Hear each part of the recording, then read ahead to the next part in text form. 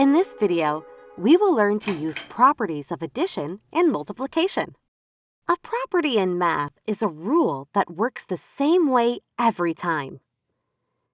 The identity property for addition says that adding 0 to a number does not change the number. Look at these examples. There are 7 ladybugs.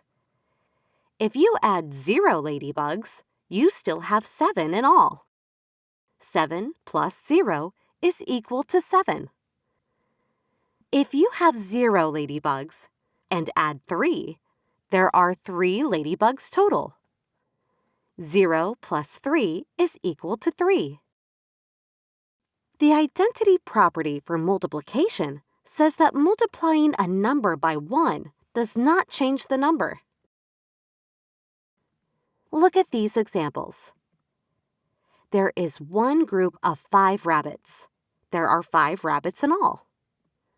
1 times 5 is equal to 5. Now there are 7 groups with 1 rabbit in each group. There are 7 rabbits in all.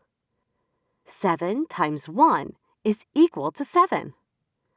Multiplying by 1 did not change the total number of rabbits.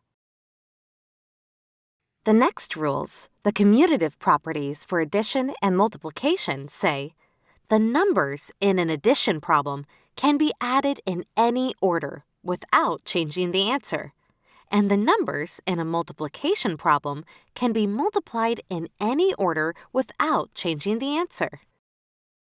For example, 5 plus 2 has the same sum as 2 plus 5.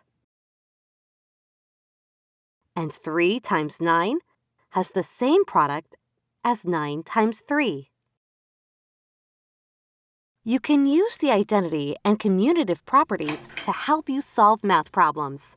See you next time!